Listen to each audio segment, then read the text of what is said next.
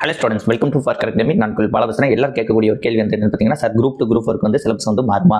And இன்னொரு கேள்வி வந்து என்னன்னு பார்த்தீங்கன்னா, சார் அவுட் சோர்ஸ் வந்து ஃபுல்லாக வந்து படிக்கணுமா, நமக்கு சிலபஸ் வந்து மாறாதா அப்படின்ட்டு இந்த கேள்வி தான் கேட்டுக்கிட்டு இருக்கீங்க.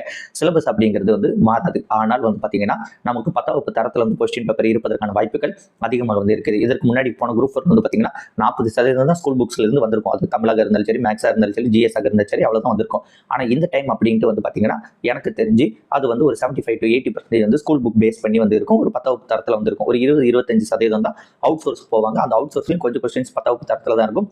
ஒரு சில கேள்விகள் தான் வந்து பார்த்தீங்கன்னா உங்களுக்கு டிகிரி ஸ்டாண்டர்டில் வந்து இருக்கும் அப்படின்ட்டு நினைக்கப்படுகிறது. அது மட்டும் இல்லாமல் இந்த டைமில் வந்து பார்த்தீங்கன்னா உங்களுக்கு வேகன்சி அப்படிங்கிறது நிறைய வந்து வருவதற்கான வாய்ப்புகள் வந்து இருக்குது. ஓகேவா? வேகன்சி வந்து ஒரு நோட்டிஃபிகேஷன்லேயே ஒரு 6,000-7,000 வேகன்சி இருந்துச்சுன்னா கண்டிப்பாக 9,000-10,000 பேரை வந்து ஃபில் பண்ணுவாங்க. போனாட்டி வந்து கொஸ்டின் பேப்பர் கஷ்டம் அப்படிங்கிறது ஒரு சைடு இருந்தாலும் அதில் வந்து வேகன்சி அப்படிங்கிறது ரொம்ப குறைவு. அதில் வேகன்சி 10,000 வந்துருச்சுன்னா நிறைய பேர் வந்து நல்லா படிச்சவங்க பார்டரில் இருந்தவங்களுக்கு வேலை கிடைச்சிருக்கும். ஸோ இந்த டைம் வந்து இந்த 2 பிரச்சனையும் வந்து போவதற்கான வாய்ப்புகள் இருக்குது. சிலபஸ் வந்து சேஞ்ச் ஆகாது. ஆனால் உங்களுக்கு வந்து பார்த்தீங்கன்னா 10ஆம் வகுப்பு தரத்தில் வந்து ஒரு 75-80% கொஸ்டின்ஸ் வந்து இருக்கும்.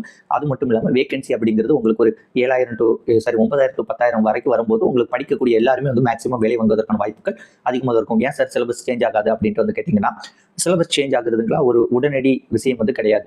ஓகேவா?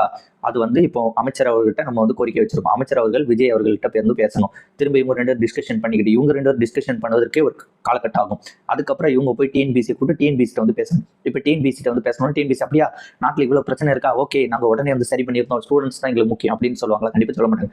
சரி சார், ஒரு குழு போடுறோம். குழு போட்டு அது அறிக்கையை வந்து சப்மிட் பண்ணுறோம், நீங்க பாருங்க அப்படின்ட்டு அது ஒரு டிஸ்கஷன் மாதிரி தான் வரும். அப்போ அந்த குழு வந்து ரெடி பண்ணி வருவதற்கு 2 to 3 months வந்து ஆகிடும். ஓகேவா? அப்போ அந்த 2-3 மாசம் இருக்குல்ல, அதுக்குள்ள பார்த்தீங்கன்னா குரூப் 2 நோட்டிஃபிகேஷன் அப்படிங்கிறது வந்துடும். எப்போ வந்து பார்த்தீங்கன்னா எல்லா இதுக்குமே ஒரே இதுதான் சிலபஸ் வந்து மாற்றுவாங்க. குரூப் 1, குரூப் 2, குரூப் 3, குரூப் 4 அப்படின்ட்டு எல்லாத்துக்கும் சேர்த்து தான் மாற்றுவாங்க. இந்த டெக்னிக்கல் எக்ஸாம் அப்படின்ட்டு எல்லாத்துக்கும் சேர்த்து தான் மாற்றுவாங்களே தவிர குரூப் 2க்கு மட்டும் மாற்றுவாங்க, குரூப் 4க்கு மட்டும் சிலபஸ் மாற்றுவாங்க அப்படிங்கிறதுலாம் எப்பவும் நடந்தது கிடையாது. அதனால இந்த வாட்டி சிலபஸ் சேஞ்ச் அப்படிங்கிறது பெரும்பாலும் வந்து அவுட் சோர்ஸ் படிக்கணுமான்னு கேட்டிங்கன்னா ஒரு சில புத்தகங்களை படிச்சுக்கோங்க. ஆனால் கலைச்சொற்கள் வந்து படிக்க வேண்டாம். அதுக்கு பிறகு வந்து கலைச்சொற்கள் அண்ட் இது இருக்குல்ல, சொல்லும் பொருளும் அண்டு எளிய மொழிபெயர்ப்பு, அடுத்த பழமொழிகளில் உங்களோட முடிந்த அளவுக்கு பழமொழி படிச்சுக்கோங்க. ஓமை தொடர் முடிந்த அளவுக்கு படிச்சுக்கோங்க. மரபு தொடர் வந்து முடிந்த அளவுக்கு படிச்சிருக்கோங்க.